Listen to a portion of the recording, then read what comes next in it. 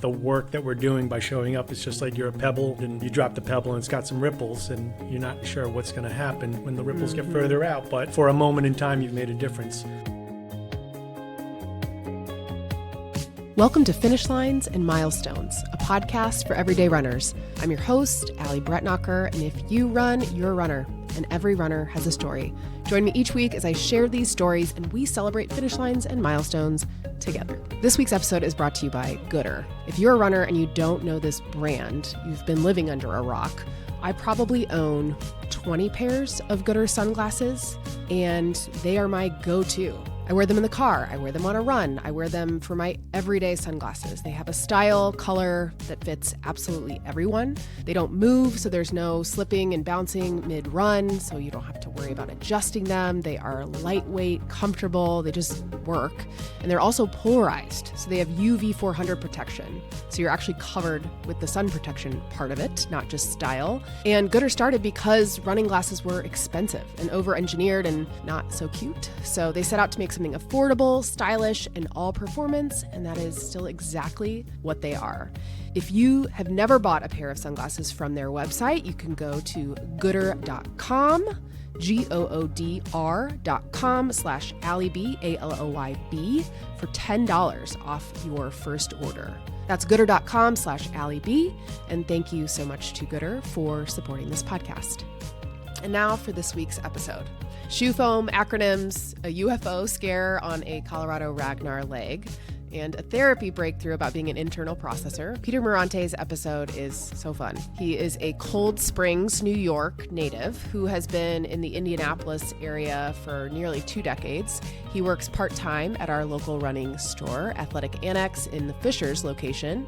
He spent years volunteering for Back on My Feet, an organization we talk a little bit about. He studied German and Japanese in college, bartended his way into meeting his wife, and he once ran the route from Selma to Montgomery with a small crew for a fundraiser. He is one of those people that makes this running community better, and I know you are going to enjoy this time with Peter. Good morning, Peter. Welcome. Good morning, Allie. Thanks for having me. Absolutely. This is a long time coming. Yeah, a little bit. I think the first time we met in person, correct me if my memory is wrong, was at one of the Carmel Expos, maybe? Yes. It was Carmel the year it got canceled, I think. Oh, right. Yeah, so not this year, but last year. Correct. Mm-hmm. I think we had kind of met online via IG, and then I saw you and made a point to introduce myself. Yeah. So, yeah. And so now I've seen you, we've run into each other on the Monon. Yep, we've done that. And then I've seen you out and about at the races and expos and Annex. Yeah. So you work at Annex part-time? Yes. At the Fishers location? Primarily. Like tonight I'm working in Nora, but yes, okay. Primarily. Try to work closer to home? Yeah. How long have you been working for them? I think 3+ years. I think I started Martin Luther King Day of 3+ years ago. Yeah. For some reason I remember that. Well, we'll get into the shoe nerdiness of it all for anybody listening who also loves shoes. Yeah. I worked for Fleet Feet for a year. Yeah. And I learned a lot. Yeah. But I still don't know how people know all the little things about all the shoes. Yeah. It was hard to pick up on all the details. We can get into it later, but I definitely got into it before even it was a thing on YouTube. Yeah, that's pretty good. Do people tell you sound like Ray Romano when you talk? Because of your New Yorkness, because you do. Yes, I've heard that, especially in the store. I guess that's fine. I don't hear it, but... That's so funny. Yeah. Where did you grow up in New York? In the Hudson Valley, in a town called Cold Spring. It's about an hour north of New York City, right on the Hudson River. It's a pretty beautiful place to grow up. It's called the Hudson Highlands for a reason. It's mountainous, but right in the river valley. Right across the Hudson is West Point Military Academy. Okay. So when they have football games, you can hear the crowd cheer. When they fire off cannons, you can hear the cannons go off. And you can literally look across. I mean, it's obviously much wider than the White River, but you can look across and even see the stands and everything. It's pretty cool. How long did you live there? So I've been here 19 years. That's where we moved from. Well, actually, a slightly different town we moved from, but I've been here 19 years and I'm 56. Okay. So I was born overseas in Japan, but came over when I was 9 months old into that town. So whatever 56 minus 19 is. Yeah. 30. Too much math to do live. Yes. That's for sure. Yeah. I cannot. Yep. So do your parents still live out in that area? No. So my mom passed away in 2015. Okay. Right around the time of the Mini. I remember that as well. It was actually Star Wars Day, May the 4th. Wow. And then my father passed away 2 years ago after a somewhat long illness. There's a little backstory to that too. He had gotten sick on a trip that he'd gone on with his partner to Scotland, and it became very serious. And not only for the emotional support, I somewhat joke about it because I can now. I went over to translate for them because they couldn't understand the Scottish. Oh. They speak English. Yeah. But the accent. So I spent a lot of time in the hospital. But here's the thing is also like all the doctors and nurses were great in the hospital, but they're all masked up. So in addition to a strong accent, they're masked. So my father and his partner, they had a lot of difficulty. So getting acclimated with my in-laws and things like that, I have no issues with. The accent. Yeah. I have a hard time with Irish or Scottish. Yeah. Well, yeah. I mean, my father-in-law is no longer living, but if you were to meet him, you'd be like, didn't get that. My mother-in-law, she's still with us. You can understand most. But, okay. Does she still live overseas? Or is she here? No, she's here. She lives in Indianapolis. Okay. Oh, she lives here in Indy. That's so quick story. My in-laws, my father-in-law worked for a company back kind of where we grew up. My wife also grew up in a town slightly south of where I grew up. Oh, that's funny. They moved out to Indianapolis the same year the Colts left Baltimore. Okay. So, yeah, even though they're Scottish, they had lived in the States for a number of years and then moved out here. And they live, just off of Binford in Indianapolis. Okay. Yeah. Wow. How did you and your wife meet? I was bartending. Haha, classic. Yeah. So after I graduated college, I studied foreign languages in college, German and Japanese, and I was considering going into business, but I never really got the business side of the education. So after I graduated, I was just kind of finding my way, so to speak, and ended up bartending at a local place and saw this attractive young lady come in and found a way to meet her, and the rest is history, so to speak. My hometown has about 3,500, 4,000 people. Okay. My graduating class was 63. That's so crazy. I feel like you think somebody from New York, you're like, okay, everything's like big and, you have a lot of people in your school. Yeah. So the topography is different where I grew up, but just to give you some feel, it's a little bit like if you mashed up the square in Noblesville and Zionsville together. That's kind of how the town feels. Nice. Yeah. Well, what a nice way to grow up, I would think, because you get that small town community, but also you're next to like the largest city in the country. Yeah, I mean, it has its pros and cons. I mean, everybody knows you. That is true, especially as you say, when you're trying to find your way, you're like, everybody knows. And then when I was much younger, my grandfather was one of like 2 or 3 police officers in the town. Okay, yeah. So, I mean, it was strange. Like my uncle was a mailman, my other uncle was a teacher, and my aunt was a hairstylist, all in town. Oh my gosh, you're like living in a movie. Kind of. Right? I don't feel like Hallmark movies, like that's what it reminds me of. Okay, and so when you were growing up, did you play sports? Were you athletic? Yes, I would say first and foremost, baseball was my sport. I also played basketball. And for a long time, like I'm about 6 foot. I reached 6 foot, I think, at an early age.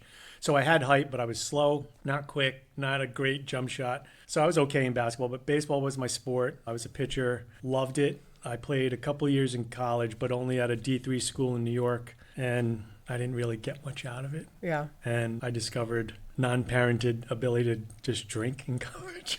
Yeah, well, so I said, nah, I think I'm going to party. Right. So I ditched baseball after a couple of years, and that was it. But then also, like in high school, it's interesting because I went to such a small school. We didn't have a boys or men's volleyball team, but I loved volleyball. So I petitioned to the girls coach to let me practice with them. So they took a 6 foot guy who could not crazy jump, but jump a little higher than the women. So that'd be helpful for practice for sure. Yeah, that's cool. And I got to be a member kind of the girls volleyball team just on the practice squad. Where did you go to undergrad? State school. It's called Binghamton. Okay. So back in my day, people love when they hear that, especially my kids. It was called SUNY, State University of New York. Okay.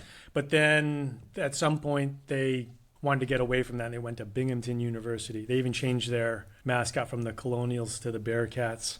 Funny. Okay. Yeah, that was a great time. Glad I didn't grow up with cell phones and social media during those years. Same. I would never have a job probably. So that's about as much as I'll say about my college experience. And we are now pleading the fifth. Yeah. I relate a lot to that. It's a miracle, really, that I did as well as I did in college. Yeah. So, as my parents will say. Where did you go to school? I went to Miami of Ohio. Yep. So Midwest, but in this little bubble of a school. You know why I know Miami of Ohio? Why? Is one of their best basketball players, 𝐭𝐡𝐢𝐬𝐤, is from Long Island, New York. Okay. Yeah, he's now a commentator on one of the basketball shows. Okay, there you go. So, yeah, see, I know nothing. Yeah. Yeah, congratulations on the Knicks win, by the way. Thank you. People are already like, all right, let me just say, and I'm going to go through the fourth wall.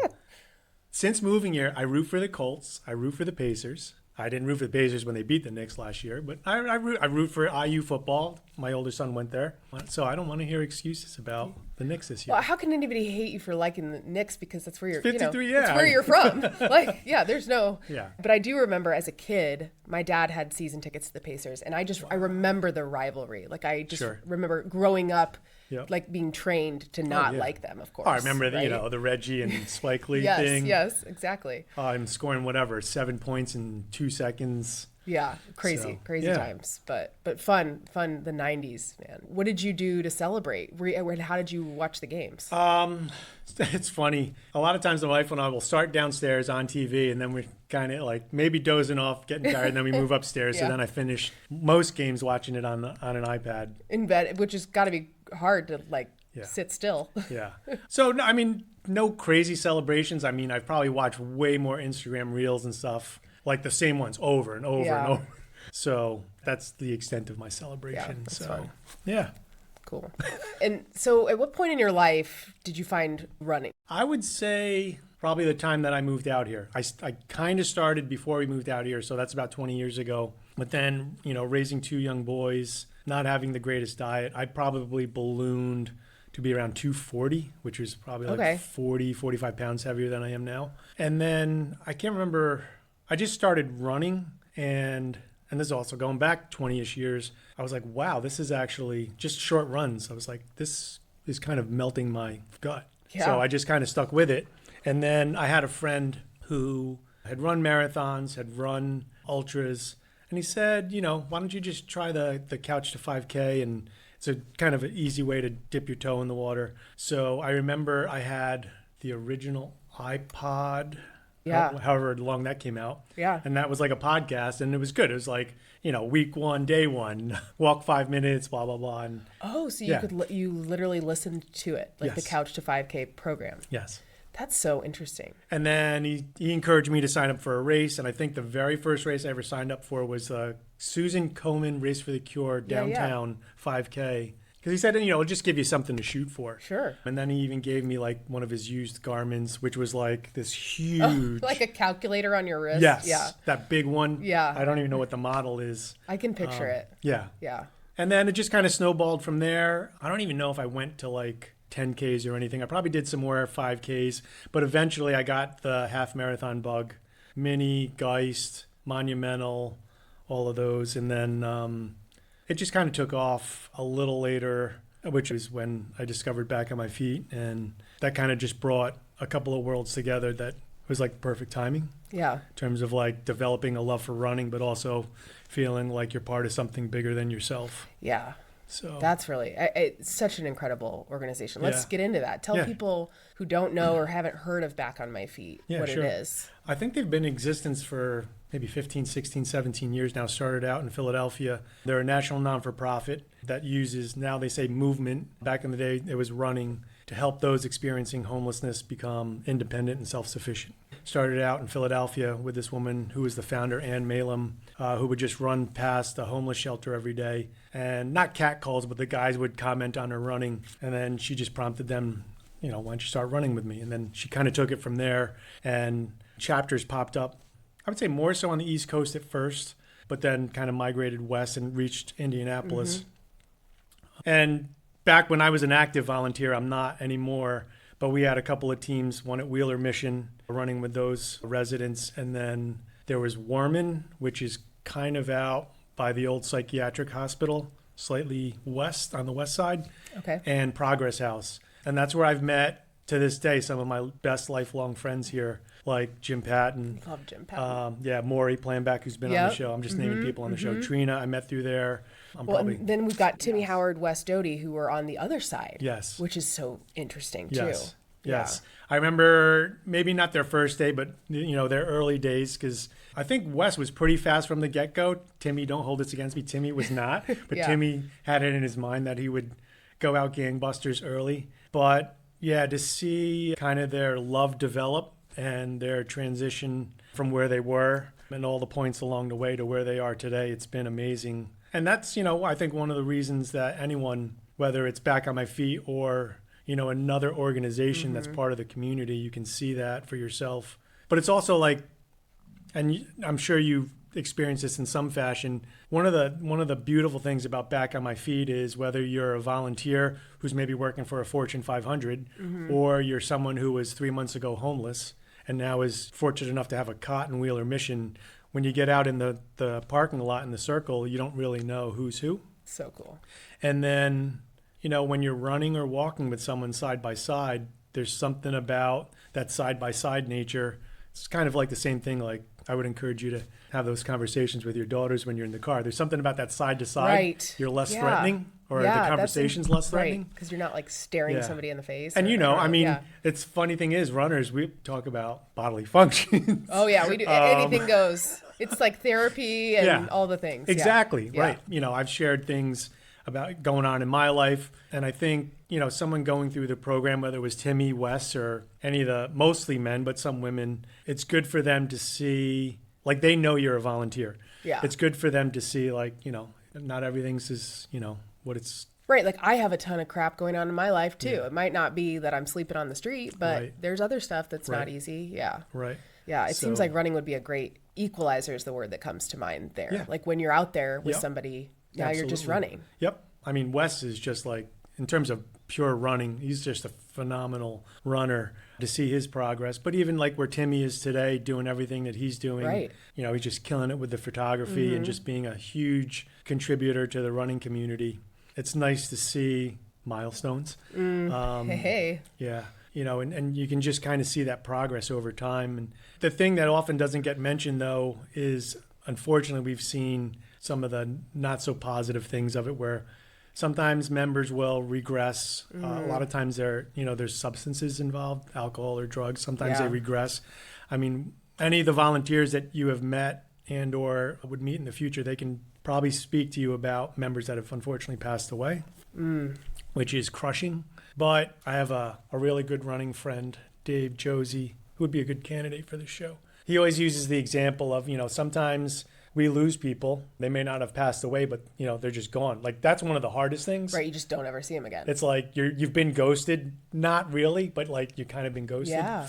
And he would often say, like, sometimes you just got to think about the work that we're doing by showing up. It's just like you're a pebble in a pond and, you drop the pebble and it's got some ripples and you're not necessarily sure what's going to happen when the ripples get further out. But for a moment in time, you've made a difference. So that's kind of how, you keep your sanity. Not that volunteering's stressful. It's unbelievably fulfilling. Yeah. Unbelievably fulfilling. So it's been one of the best experiences of my life. And if something comes up again, I would jump at the chance to do it. So, yeah. And you mentioned me, you actually heard about Back on My Feet through Lindsay Hine. Yes. So this is going back around 15 years ago. And obviously, I mean, social media existed, but nothing like it does today. And I had moved to Indianapolis, not really knowing a lot of people. Initially, I had joined Indy Runners. So I would go down to Broad Ripple and we'd meet at the deck, which no longer exists. And I think Lindsay came and spoke about Back on My Feet to the group. Because she worked for them for a while. Oh, did she? I don't remember that. Yeah. Okay, that makes sense. And it still didn't click in my head. And then at some point, I remember watching a show called CNN Heroes. And Ann Malem, the founder, was nominated to be one of the heroes. Like, just someone who made an impact in her community. Yeah. And it was hearing about the program from Lindsay and then seeing Ann Malem on that show that was like, oh, wait, we've got that here? So I was like, let me find out more. Yeah. So then somehow I got in touch with Lindsay and she just pointed me to an orientation. I think it was at Wheeler Mission and kind of the rest is history. So, Yeah. It's just, it's funny how the running web works. Right, it is. Well, and for people who don't know who Lindsay is, she is the founder of this podcast network that I'm now a part of. But hers was the first podcast I probably almost ever listened to outside of Serial, which is I think what most people got into podcasts from Serial. Go listen to that if you never have. But yeah, so Lindsay had a podcast, still does, called I'll Have Another with Lindsay Hein, and she really has been such an inspiration in my life too. Sadly, I never volunteered with Back on My Feet. What's crazy though is when I worked downtown, I was working pseudo for the city of Indianapolis, let's say, because it's what the organization I work for is now part of the chamber. But I remember I got invited at the JW and came and spoke. Oh, really? And there was a big, I think it was when they maybe opened the chapter here or something like that. Okay. Yeah. And I remember that day to work, like at the luncheon, they encouraged everyone to wear running shoes. Yes. And so I was like, oh, I get to wear running shoes to work. It was a place where I had to dress up. So I was super excited. Yep. But I still remember that. And I always talked about going, but as a young female, it was understood. It was a little daunting to be in that environment. Obviously, you can't just come right off the street and go run. You have to be at a certain phase of your journey, right? Or you mean the like the actual members that go through? The members. Yes. So like maybe things have changed, but I think generally you could be a resident at Wheeler Mission and have been there for a period of time, but you almost have to get nominated or considered to go through the program. And I think someone's making some type of initial assessment to say, yes, I think it would be a fit for your program. Like Wheeler or Progress House or whatever, they have an understanding of what the program is. And there are times when, people will start, they don't finish. I mean, probably happens more often than not. But yeah, you have to kind of get vetted. But then also to your point, like we have plenty of female volunteers, and from an organizational standpoint, we would do things like we'd never let a female volunteer run. Yeah, just alone. With another member. Just so there's no, questions or anything like that. Yeah. So, and it still exists and happens. Yes. So people who are listening can go volunteer. Yeah, I mean, so it's 5:45 Monday, Wednesday, Friday, and then there's also Saturday runs. I was working downtown at the time, either at the Regions Bank building, which is literally right across Wheeler Mission. Yeah. I subsequently had moved to the One America building, but it was still downtown. Right. Both places had gym memberships, so it's easy peasy. Go to the run, go to shower. Yeah, okay, right. And then I'd go to work. Nice. And then my job at the time was in IT, and I didn't have like set office hours, so I could basically start work at 7. Okay. It's not like I had to hang around till 8 or 9. Right. Yeah. And then I would leave at 4, avoid a lot of the traffic. Right. So it was like ideal. Yeah. Really cool that you were so involved in that community for so long. Yeah. Yeah. Some of the best podcast guests have come out of that for sure. Yeah. So everybody we've mentioned, people should go listen to those episodes. Absolutely. Yeah. And the members can do races too, right? Have you ever run a local race with a member? Oh yeah. Probably some of my fondest memories are running with a guy. Unfortunately, he passed away, Demetrios. The last recollection I have is my friend Becky and I ran with Demetrios. We ran the mini, and it's that long stretch. I don't know the name of the road, but before you get to White River, this is kind of like the last third of the race. Yeah. And he said he had to use the portalette. And so Becky and I went off to the side and we're waiting. We're like, wait, did he pass us? We're thinking he got out. Maybe he didn't see us and kept running. So we're like looking around. No. And then, no, he had to take a certain amount of time. So he was just, speaking of bodily. Becky and I ended up just kind of slow rolling the last part of the race, hoping he would catch up. Yeah. Or maybe we would catch up to him. But long story short, we found him at the finish line. That's always tricky in races when situations like that come up. I know Jason Knoll. Have you met Jason? I don't think so. He was on this podcast. He's incredible, but he was running with Ainsley's Angels and with Jennifer Connor, and they got separated somehow. And so he found me thinking he had passed her. So is this a situation where you're like a team is running with the... Yeah. Okay. Yes. I was like, how do you get separated? Yeah, right.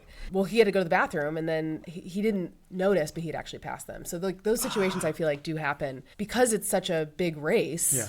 There's like 30,000 runners this year, so it's hard to know. Yeah. I also think at the time, like if you ever see like kind of like the standard attire for Back on My Feet, it's this not quite royal blue, but it's kind of close to that. Yeah. And like you wouldn't believe how many organizations have that color shirt. Right. So you're thinking, oh, that's going to stand out, and you're like, actually. Nope. So. Right. I know Achilles International has like neon yellow. Oh, okay. But even that, like, I feel like people are trying to find colors that stand out, and then all of a sudden it doesn't stand out because so many people You have. just need a flag, I think. Right. It's like a pacer. Yeah. Right. Yeah. Something. Tie a balloon to yourself. Yeah. I've seen people do that for spectating, where they hold a balloon. Yeah. So they'll tell their runner, like, look for the SpongeBob balloon. And so Okay. obviously that helps them spot their person in a crowd, which I Life think is hacks really for smart. Run spectating. Yes. Yeah. Nice. Pro tip. Yeah. So for you, what races have you done? You've mentioned a few of the local races. To prep for this, I went to Athlinks and looked up my races. Yeah. I think I've done 31 halves, 1 full. 31 halves. That's And then I've done 5 relays. So back in the day, actually, coming off the Back on My Feet discussion, Back on My Feet used to have one of the best races in town. I thought it was their relay. I did that one year. Yeah. Right on the White River. Yes. It's just by the canal. Then all the tents are in that center part. Yes. It's just a great environment. Yeah. And most years the weather was phenomenal, and it's just a great event. I've done that. I've done 1 8-hour dream. I've done Selma to Montgomery, where you run I think it's 40-ish miles from the Edmund Pettus Bridge to the state capitol in Alabama. Okay, I was like, where is all this? Yeah, okay. Yeah. Wait. So what? Like the Freedom Walkers back when, civil rights. Selma, yeah. So, yep.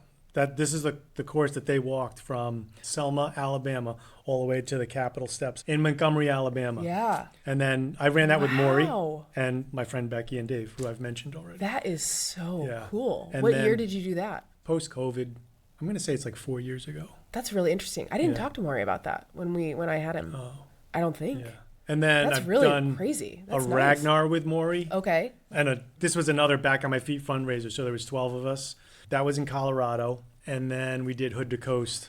Oh, you've done Hood to Coast. Wow. Yeah. That was another fundraiser for Back on My Feet. Okay.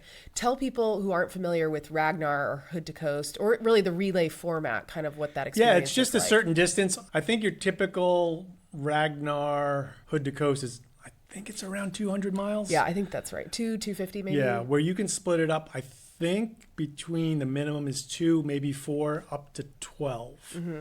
And then because 2 of those were for fundraising for Back on My Feet, we went with 12 just so, we were trying to raise as much money that makes as we a lot could. of sense. Yeah.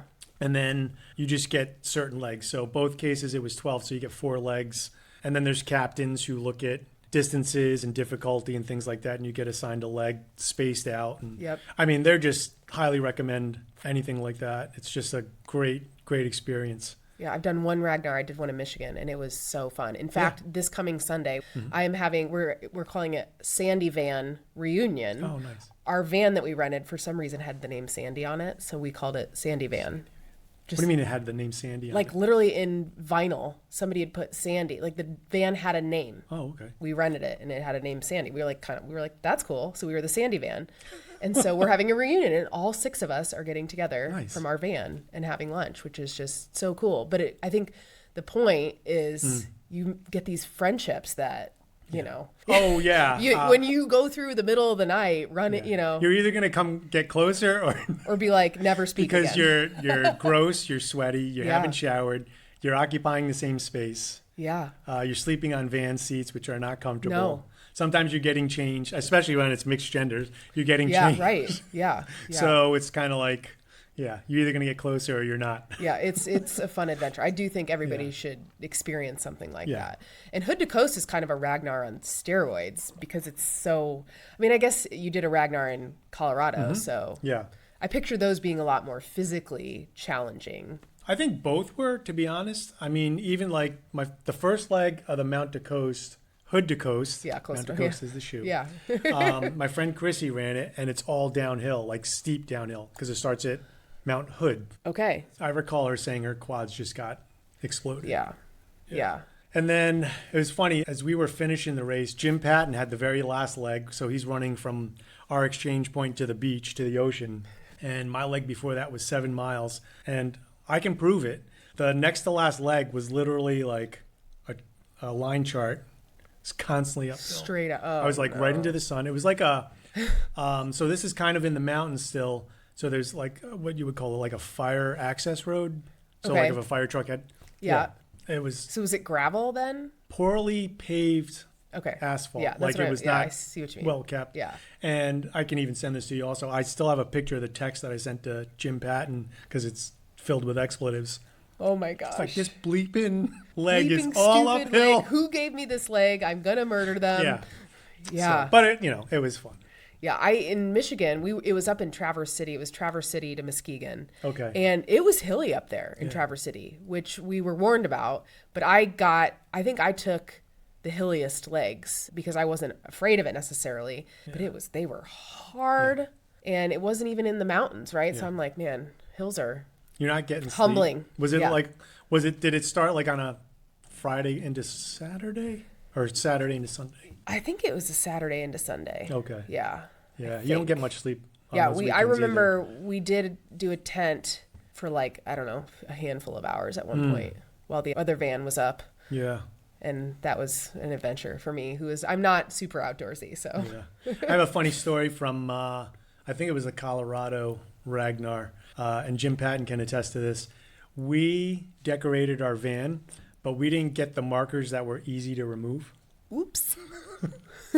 So I used my ingenuity, and Jim and I think we made a trek to Walmart, and I got this stuff called polishing compound. Okay. For a car. Oh my gosh. Where like you remove bugs and stuff. Yeah. So Jim and I went to like one of those, quarter car wash things. Oh my gosh. Yeah. Yeah. That's funny. We had all our kills. You put your kills, right? And then any other words of encouragement. Yeah. Jim and I were scrubbing that, and yeah, the kills, I don't know why they still had kills in ours, but for some reason they encouraged us not to do it. I can't remember why. But it's a very big tradition. Like when you pass somebody on your leg, that's a kill. So you come back and you report that to your team and you put it on the window. So we decorated our van with some drawings. I remember drawing flames on the side of ours, and but I don't remember if we surely got a car wash before we returned it. I don't remember. I think the markers we got were really intended for the windows, not the. So were ours. I wonder. Itself. Hopefully it came off.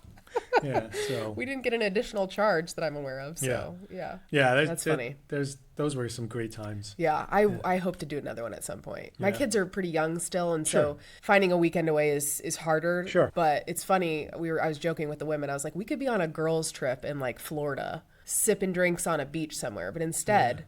We're sleeping in a tent in the middle of who knows where, Michigan. And it's the best. Did you happen to run any like late night legs? So I got really lucky. For whatever reason, I did not run a single night leg. Oh. Mine, I was like early in the morning while the sun was coming up. So I had to wear a vest at one point. Sure. And a headlamp. Yeah. But it was barely. So, but I remember cheering for the women in the middle of the night and just being like.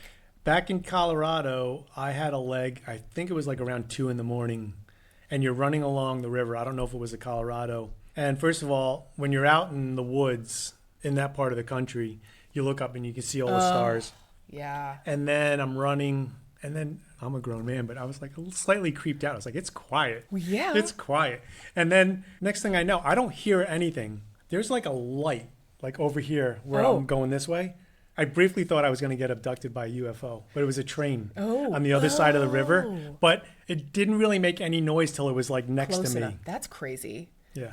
So you're like, am I getting abducted? Those are the things that go through your mind at 2 a.m. Right. Yeah, when you're running. Yeah. Well, Eileen Poor, have you met Eileen? Yeah. So she did a night leg, I remember, and just being like, with what she's been through, people should listen to her episode. I was just so incredibly in awe of her for fighting those demons in the middle of nowhere. And I remember just making sure that we planned to see her a few times to make sure she knew, like, we have your back. Like, but yeah, because you're just like, is there going to be some random, like, I don't know, van that is out here? Or, you just hear all the crazy things that happen, which are very unlikely, but that kind of freak you out. Absolutely. Yeah, for sure. So let's talk about your first and only marathon so far. Yeah. Which one was it? I hate to say it. It probably is going to be my only. I'll never say never, but anyway, it was Monumental 2013. Okay. Yeah.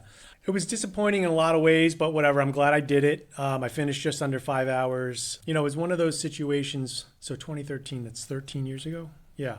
It's amazing how much information we now have at our disposal. But long story short, I had gone on at least 2 20-plus mile training runs. I'm like, oh, okay, I've got this. And I was thinking I was going to finish around 4 hours, which I would have been really happy with.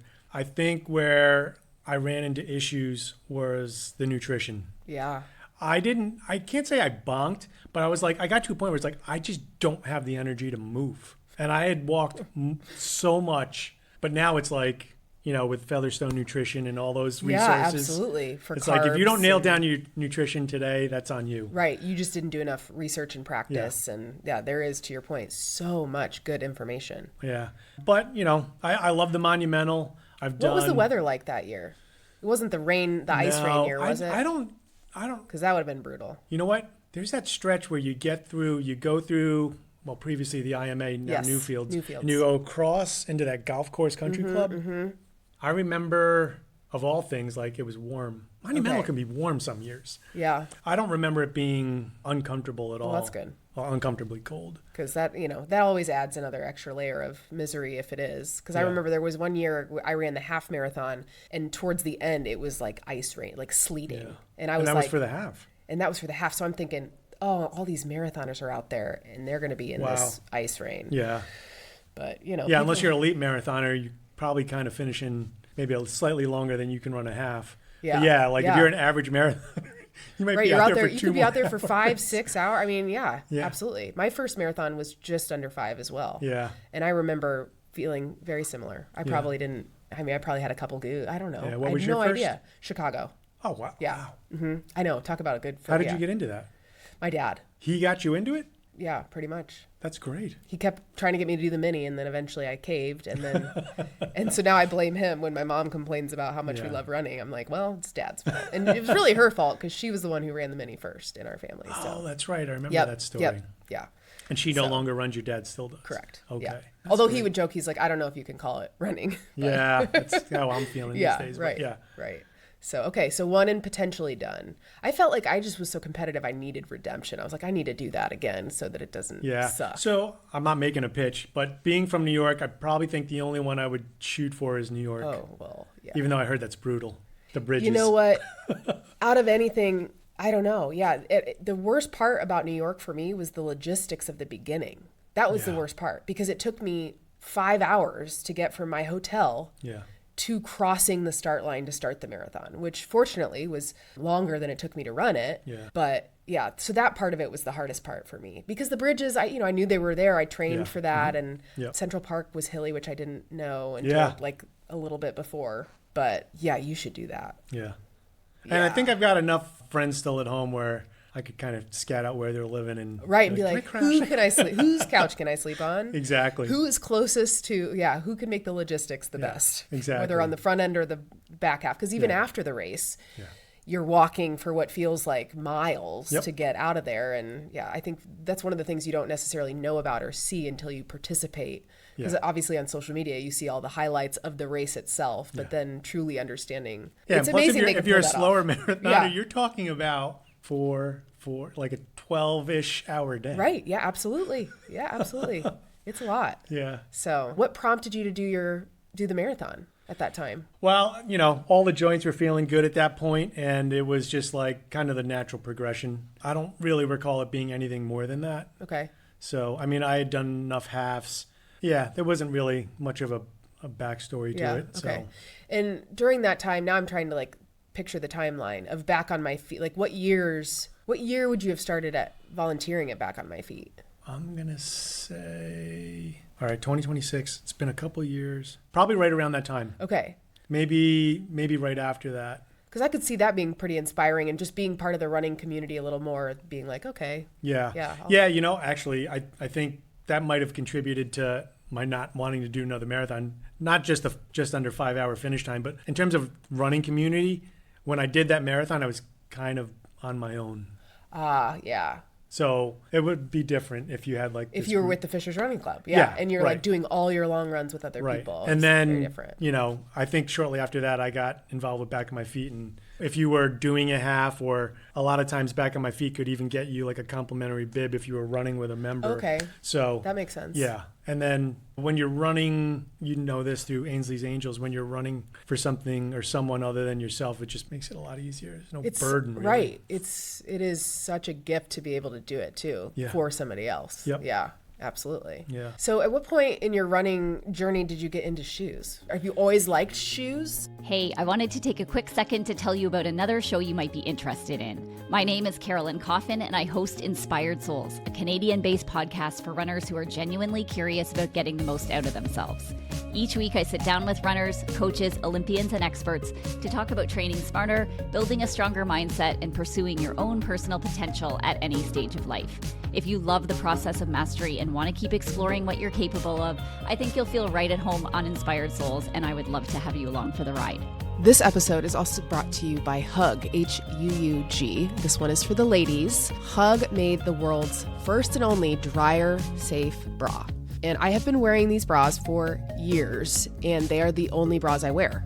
Not exaggerating. So you've got to check them out. They don't just have bras, they also have underwear, swimwear, tank tops, socks. They have patent-pending mesh liners that replace the dreaded foam pads that always fall out. So there's no shifting, yellowing, or bacteria. They're sweat wicking, so they're highly breathable, especially great in the summertime. They are so comfortable. The fabric is buttery soft. And of course, they're made safely with PFAS-free and BPA-free materials. If you would like to check out 𝐭𝐤, use the link in the show notes or use code ALLYB, ALLYB, to get 15% off of your order. This is also combinable with the buy 3, get 1 free offer on their website. You will not regret it. I'm telling you, they're the only bras I wear.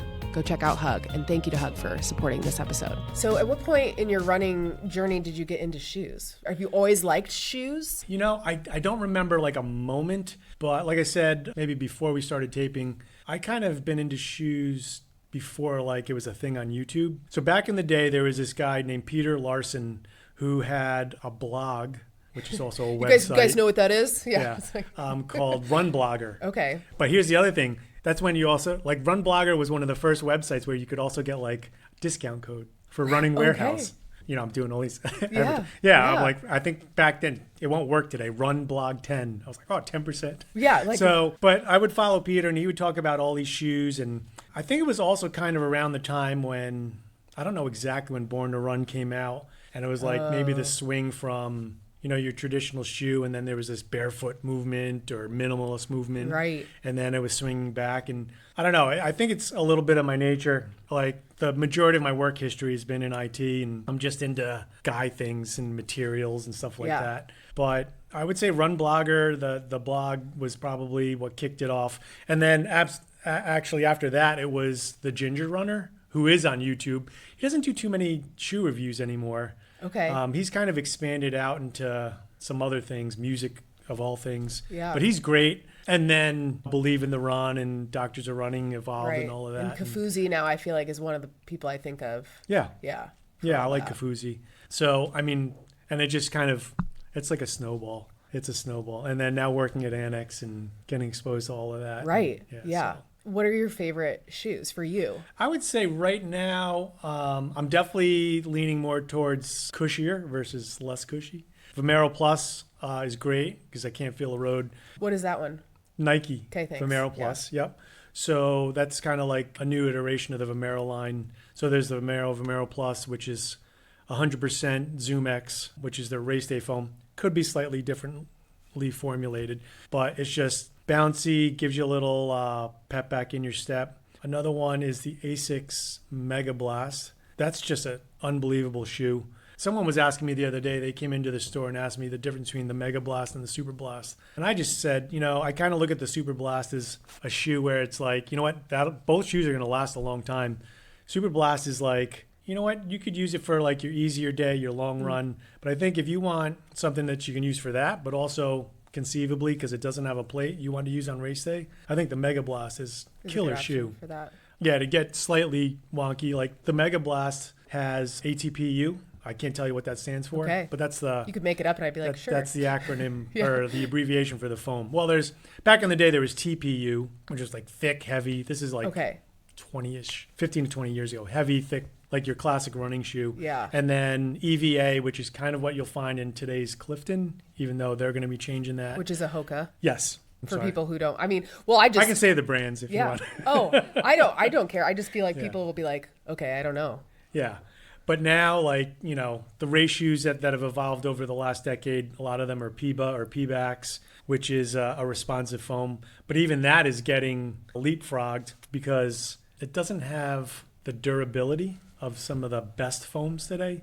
So PBA's like in your Alpha Fly, Vaporfly, which are kind of like your top of the line race shoes, among others. Yeah. But now things like ATPU, I think TPEE. I mean, what they're doing with foams is just, they're light. Right. Insanely light. But even with like not having like a huge stack of foam, they cushion. Like my shoe 2 years ago, or maybe last year, the Adidas Evo SL, that thing's, I don't understand how that shoe works. But not super stacked, but it cushions, gives you something, you know, when you're coming out of your stance phase in your gait cycle. It's amazing what they're doing with foams, with and without plates. Yeah. What are a couple of your favorites? So first, I will also just give the disclaimer that people should go get fitted at Athletic Annex, because one of the questions I see a lot on the internet is like, what shoe should I wear? Yeah. And it's like, Get that all the time. Well, you should wear the shoe that works for you is the one you should wear, not the ones that you see your friend wearing, you know, because I can't wear Nike. They don't fit my feet very well. Yeah. So a lot of them have a narrow toe box. Yeah. And so I'm Saucony for race day. Okay. I like the, is it Elite Pro or Pro Elites? Or am I wrong altogether? Well, whatever their race day shoe is. Most of the race day shoes are Endorphin Pro or Endorphin Elite. Okay, so those are two different shoes. Yep. So I Elite is the I have the Elites. Those are crazy for race soft. day. They are just like lightweight. Yeah. Not for the weak ankled. Yeah, no. And it's just, for me, those are race day, because if I ran around in those all the time, I'd probably hurt myself, to your point. And then I've always really liked Asics. That was the shoe I started in. The Gel Nimbus is my shoe. And so they recently changed that model quite a bit, but I still like it. Yeah. It's cushier and bouncier, I think, than it used to be, and more lightweight. And then I was recently introduced to Mount Tacos, which you mentioned earlier, by TJ Daly. And I ran my 50K in those. And I really like those shoes. They're a nice everyday trainer kind of a shoe. Which model? R1, H1? R1. R1, yeah. Yeah. And I don't know the differences between all the ones, but yeah. Yeah. So I remember too getting fitted, and it was interesting getting fitted with the new technology now. I still fit well in the shoes that I always worn, which was great. You're like, okay, well, that's good. I've been wearing the right shoe. Yeah. Because it used to be they'd watch you walk or run on a treadmill, and they still do some of that. But the scanning now helps a lot with arch and measurements of your actual foot. I will say, like, the way that I approach shoe fittings at Annex, I don't necessarily go with convention always. Partly because there are very few true stability shoes anymore. Yeah. You know, back 5-ish years ago, they all had something called a medial post, which oftentimes was a hard piece of plastic underneath your arch, so you wouldn't compress that side. So if you did pronate, it would kind of mitigate that pronation. But, and I tell this to customers all the time, there's kind of been a movement in my estimation where brands want shoes to be lighter, because the weight of the shoe when you put it on, I think, is one of the first things that communicates to your brain comfort. And then when a shoe, assuming it fits, is not too big or not too small, if it feels light on your foot, I think that says to your brain, ooh, I like this. So I think brands are just trying to make shoes lighter and lighter. Yeah. And there's other ways to help mitigate pronation with geometries, dual density foam, which I'm a huge fan of. You really have to be bad to screw up a dual density shoe, I think, because you're kind of getting, it's like the Goldilocks concept. You're getting that, you know, softness in that usually top layer of foam. Yeah. But, you know, if you don't want something that's too sloppy, you got like usually a thinner, firmer layer underneath. And it's usually, more often than not, just two flat layers of foam. Yeah. They'll add a little bit of the firmer foam, so there's a little bit more under your arch to give you some support. So yeah. And have you tried on the Rads? Do you know what I'm talking about? I have not yet. Yeah. I've heard a lot of good things about They're it. cool. They're wild looking. I feel like I've now... The UFO? Is that the one? Yes, that's the ones that I have. Mark Glover gave me those and to try. And they are bouncy as all get out, but also like really, you feel supported. It's just this crazy shoe. I like it. I use it on the treadmill, which I'm afraid actually kind of the treadmill is going to burn off the foam, but because that's happened to a pair of my shoes before, but we'll see. But yeah, those that's are not fun. plated, right? No. Okay. Yeah, I've heard a lot of good things about that. Yeah, it's fun. So it's interesting. There's all these other brands too that are up and coming or that I've never heard of. And then there are people making shoes who have no business maybe making shoes. I don't know. Yeah. I mean, that is one thing. I work at Annex, so I don't want to tout too many brands that we don't carry. But I do like to explore lesser known brands, partly to support them. Right. Because I think competition's a good thing. Like, people will cringe at this, but there are some Skechers running shoes that I love. I just went to the Skechers store for the first time this weekend. I would have said before going to the store, like, no way there's a good Skechers running shoe. But I went in that store and it was crazy. They have apparel too. Oh, really? Yeah. Yeah. Which again, go to Annex. So Skechers, I would tell you, is they're one of the first companies to do the supercritical process to the foams, which is injecting more often than not nitrogen into the foam. Yeah. And I get some of them look like dad shoes, and I'm a dad. But if you can put that aside, here's the other thing: they're priced attractively as well. And then another brand that I recently got is Kiprun, which is French. Okay, I haven't heard of that. They've been around for 20 years. Wow. Running Warehouse started offering it, so I was like, oh, I'm going to get it. And I got the Kip Ride Max, which is kind of like analogous to the Nimbus. Okay. Great shoe. Yeah. Great shoe. Trying to think of what else. How do you keep up on this now? Are you on Instagram looking at it? Do you have YouTube channels that you follow? Yeah, YouTube. Yeah, like I've been following Believe in the Run for ages. Doctors Are Running. Oddly, I have finagled my way, not as a guest on their podcast, but into their podcast. Oh, there you go. So Doctors Are Running, I give this one of the doctors grief because I'm half Japanese. He would kill the pronunciation of Kayano. Oh. So I would always harass him. What do we say? Keanu or something. Okay, yeah. Like, it's not Keanu Reeves, man. Yeah. So he gave me a shout out one time. And then Believe in the Run, I just wrote up this thing one day kind of comparing them to, this is maybe slightly before your time, but I know you would know them, like Jerry, George, and Elaine from Seinfeld. Oh, yeah. And they got a kick out of that, and they read it on their podcast. That's funny. Yeah. Yeah, that's good. I follow some of it, and I feel like after working in run specialty, I should know more than I do. But I feel like people just really need to know what they're getting and get something for Absolutely. them.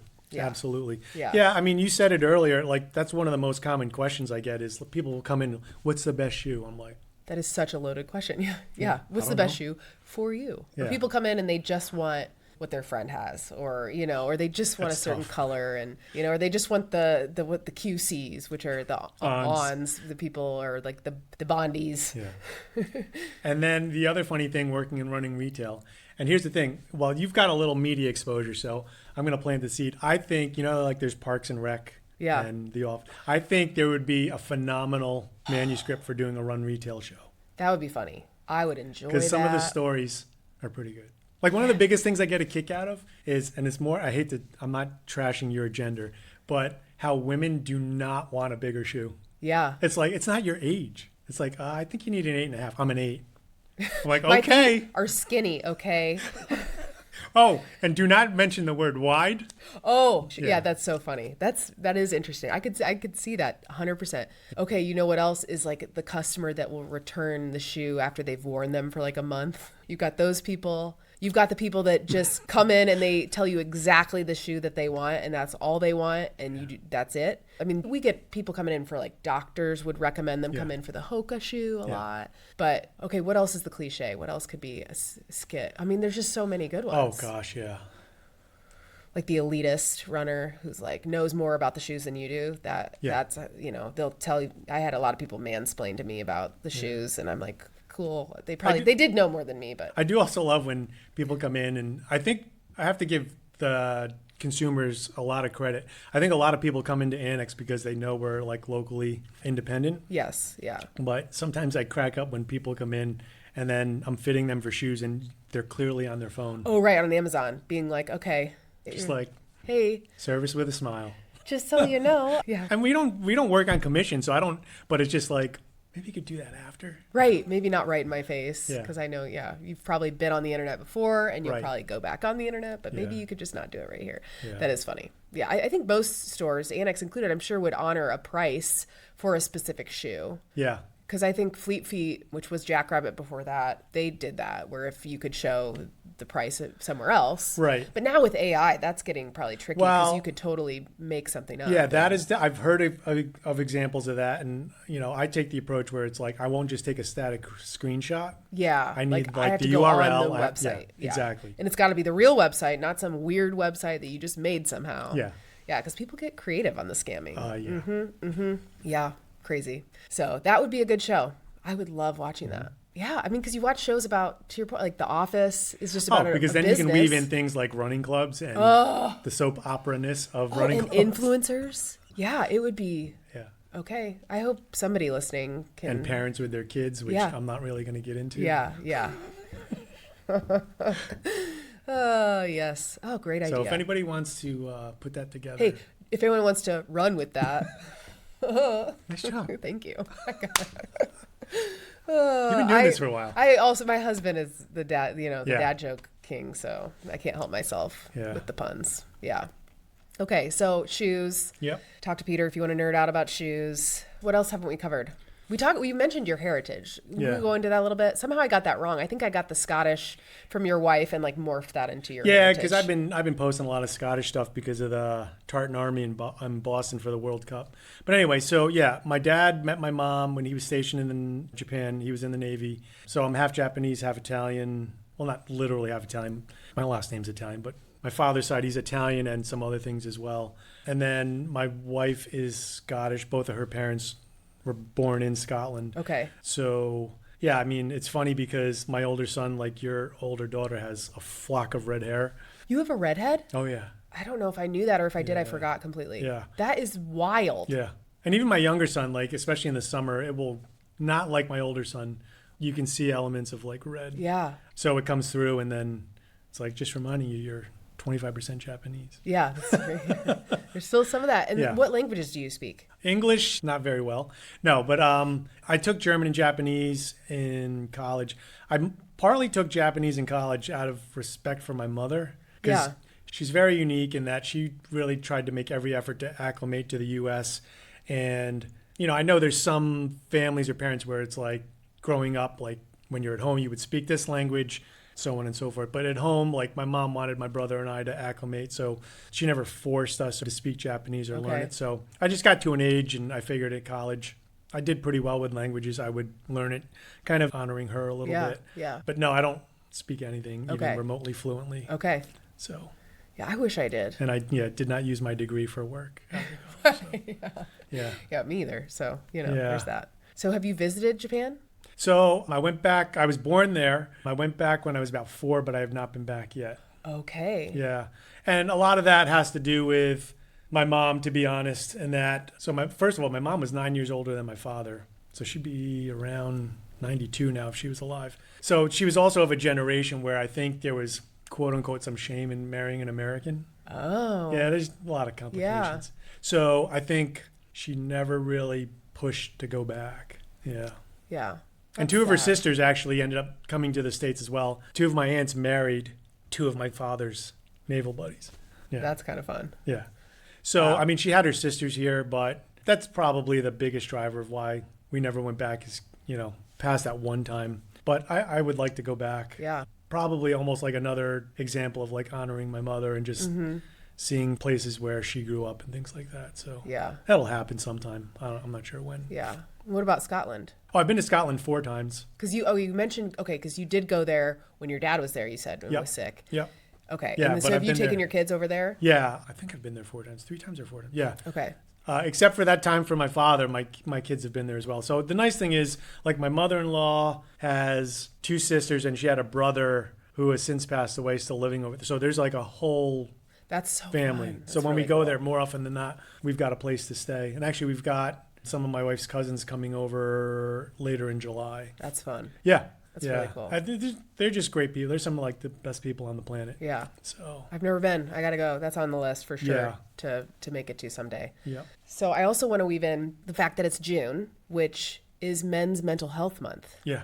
And I joked earlier about like therapy, running, and people do that a lot where they say, oh, running is my therapy. And it's like people who go to therapy know that is not the case and that I would recommend everybody go to therapy, no matter if life is good or not. There's always stuff to unpack and things to use with other people who are going through stuff in your life. Yeah. So yeah, I would say especially, and I don't want to speak for all men, but I think, gross generalization, I think as a gender, men don't do a very good job. And I'm not, I've gone through therapy and I'm not an expert, but I think it's a fact that over the course of a day, an average man says far fewer words than a woman. Oh, I could totally. I think about the conversations and interactions I have with my husband on a daily basis. But for a whole host of reasons, I mentioned to you, I've gone through therapy for myself and then also with my wife as part of couples therapy. For a number of reasons, being able to communicate and talk about issues, it's just like running in the fact that if you don't exercise the muscle,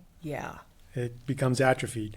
And I think I also share with you, I had some ADD, ADHD testing, but then also through my therapist, we kind of identified that I'm an internal processor. And basically what that means is there's been a number of times where something will happen, not like necessarily tragic or whatever, but like I don't respond in the moment. Yeah. And I'm not even like actively thinking about it, but something happens and it's like back here in my head. And then it takes me like a day to actually realize that I'm formulating thoughts about it. Yeah. So, but also it's like, to not get too convoluted, sometimes that presents a challenge for relationships. 1,000%. Your wife's like, why don't you care about this? And you're like, I have to process it first before I can figure out how to. Right. So going to therapy helped me actually identify that. And, a lot of credit to my wife because she's the one that prompted me for both sets of therapy. Yeah. She also prompted me to get tested for ADD. So I have to credit her for that. I did get a little win out of the ADHD testing in that it's also an intelligence test. And I'm Mensa eligible. What does that mean? Mensa? Yeah. Oh, it's like an intelligence society. Okay. So I don't think I'm. Shows how I don't smart think I'm I am. smart. Shows how smart I am. I'm like, what is that? I don't know what it stands for. Oh, that's cool. But yeah, so it's funny because the doctor who did it was like, "Yep, you've been diagnosed with ADHD, and also you're like you would super qualify smart." for." I don't think I necessarily am. My You're wife like, would can I get not a laminated card for that, or like some sort of club, like a shirt? Yeah, or some neon lights or something.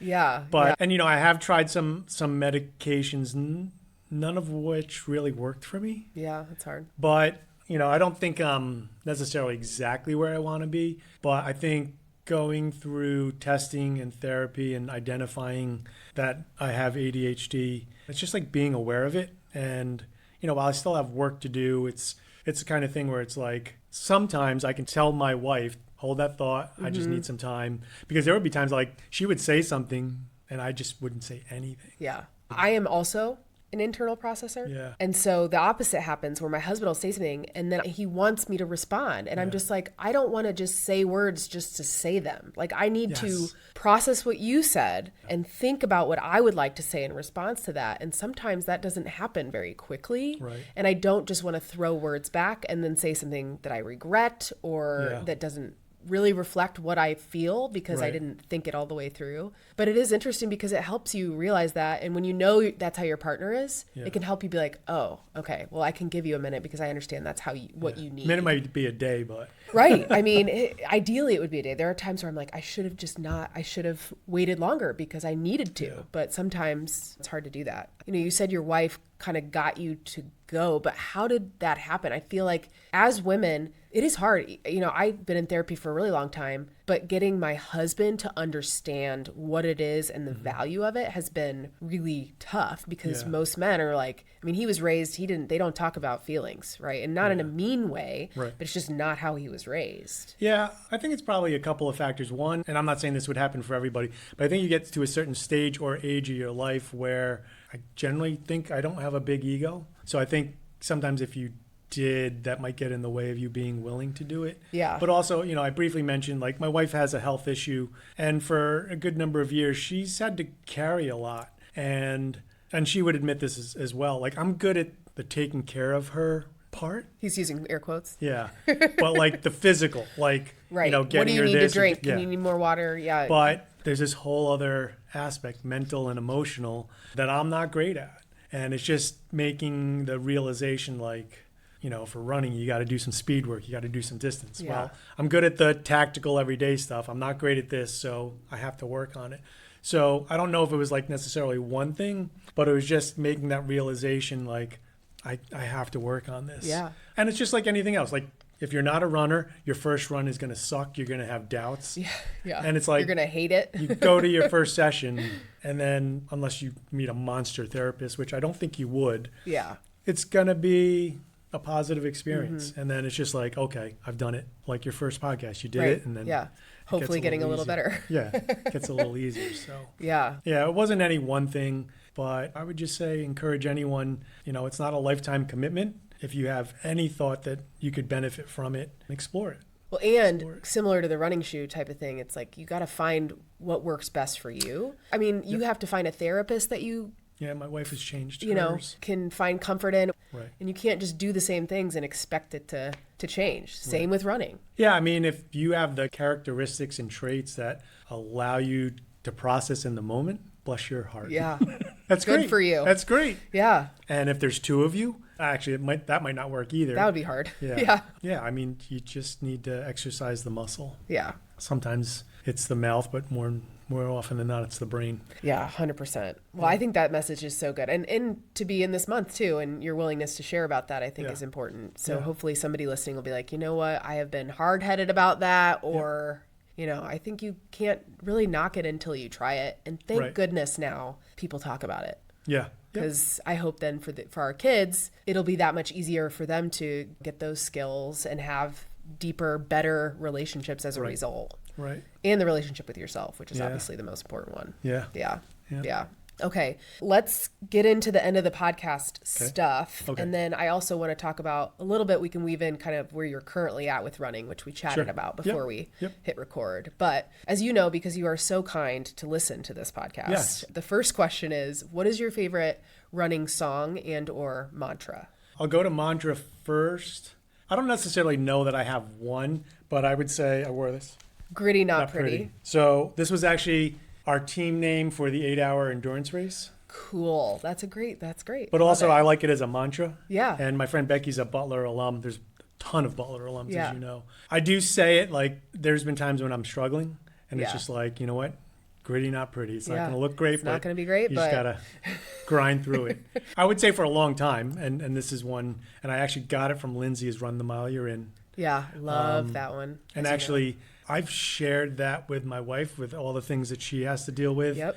And sometimes she has kind of incorporated that. It's like, you can only deal with what's in front of you. Yeah. Yeah. There's a Peloton instructor that says you can't do what's next now. Yeah. And I love that too. It's the same kind of principle. Yeah. Love that. And then song, I can't say that I have a song, but I will use this opportunity to exude a little bit of the get off my lawn aspect of my personality in that. I really wish races would stop playing Dog Days Are Over by Florence and the Machine. Really? Yes. I love Florence and the Machine, but I just hear it every race. And it's I love that song. It grinds my gears. That is so funny. Unexpected. Peter Griffin likes to say. Yeah, I love that. I like Florence and the Machine, but it's just like, You're like, yeah, every race. Oh my gosh. I'm sorry. Do you feel the same way about like the other cliche running songs, like Unstoppable by Sia? I love. Like, I just love her voice. Oh my God. Yeah. Yeah. Dog Days you don't like. Yeah, that's really funny. Okay. Now it makes me want to request it every race. I'm just kidding. No, that's just funny. I've never had somebody answer with actually, you know what? I don't have a song, but if I could request one song to never hear when I'm running, it would be this one. That's great. And then next finish line or milestone. So the only thing I'm currently signed up for is Monumental Half. Okay. I have a knack of winning contests, and I won this entry from one of their social media. Oh, nice. Things. Yeah. Congratulations. Thank you. It's very exciting. Yeah, I've got a lot of luck with Monumental, I have to say. I've won, a couple of years ago, I won like a marathon gas card. Cool. Yeah. Okay. Oh, that's cute. I have one other story. I have kind of an insane ability to remember faces. Oh. Yeah. So don't commit any crimes because You'll know. You'll be like, that was Allie. I know her face. So there's this story where I ran the Monumental one year, and I think it was by the Butler Lab School, one of the Butler Lab schools. So later half of the race, and I'm running, and I look down at the ground, and I see a driver's license. It's from Colorado. Okay. So I stop, and actually I turn around, and there's people running at me, but I pick it up. And I pick up the license, and you go a little further. And at this point, you're going to see a cop at almost every intersection. So I hand it to the cop, and I'm running a couple more miles. And I just glance at the license, and I'm running, and I see this woman And I say, are you from Colorado? She's like, yeah, how did you know that? I said, I think I just found your license. And I gave it to the cop back a couple of intersections. Oh, shoot. So then what does she do? I don't know. Maybe she went back after. I don't know what she did. At that point in the marathon, I think I would say, I can get a new one. Yeah. Yeah. I'll fly home. I'll do whatever the extra checks at the airport. But I guess like it's the kind of thing where like, so she's not stressing about it. No, I know what yes, yeah. Absolutely. Because at least she's like, okay, I know where it is. Yeah. I found a driver's license at a race once, actually. Really? It was at on Butler's campus. What is it with people just dropping their licenses around Butler? But yeah, it ended up belonging to like a friend of mine's mom. Oh, wow. Because I saw the last name and I was like, I know somebody with that last name. So I texted him and he's like, yeah, that's my mom or sister, somebody. And I was like, will you let them know that I found it? I'm going to put it in their mailbox. Wow. That's crazy that you could recognize her while running. Yeah. That's pretty good. And nice of you to give that back to the cop. But yeah, I'm just thinking, what would I do in that moment if I knew my driver's license was like 2 intersections behind me? Would I turn around to go get it? But yeah, that late in the game. Well, I wasn't killing the race, so I don't think she was killing the race. Okay. She could have probably gone back.